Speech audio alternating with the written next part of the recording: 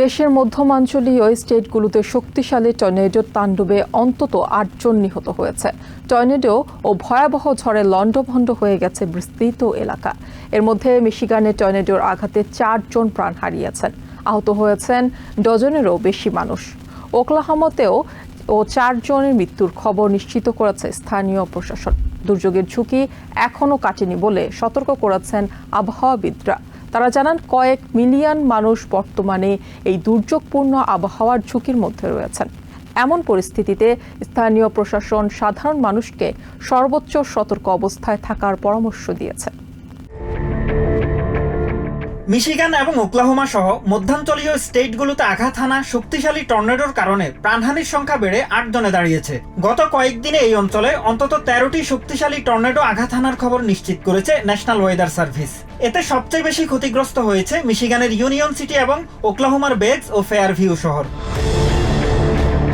টর্নেডোর আঘাতে ইউনিয়ন সিটিতে ৩ জন নিহত হয়েছেন। এছাড়া ক্যাশ কাউন্টিতে ঝড়ের কবলে পড়ে মৃত্যু হয়েছে ১২ বছর বয়সী এক কিশোরের। সিটি অফ থ্রি রিভার্স এবং ইউনিয়ন সিটি এলাকায় শত শত ঘরবাড়ি, খামার ও স্থাপনা ধ্বংসস্তূপে পরিণত হয়েছে।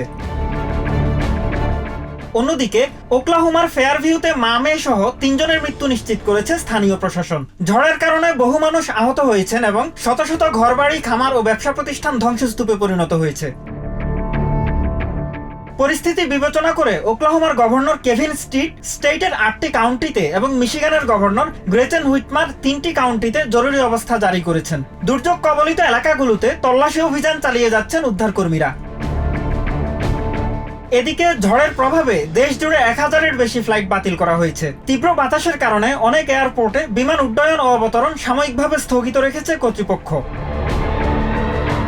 আবহাওয়াবিদরা জানিয়েছেন, অস্বাভাবিক উচ্চ তাপমাত্রার কারণে এই ঝড়গুলো আরো শক্তিশালী হয়ে উঠছে। বর্তমানে টেক্সাস থেকে মিসিসিপি পর্যন্ত বিস্তীর্ণ এলাকায় শক্তিশালী ঝড়ের সতর্কতা জারি রয়েছে।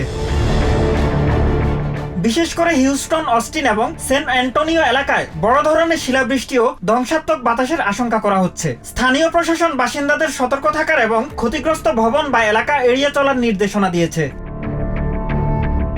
Mahmudul Hasan, TVN 24 news desk.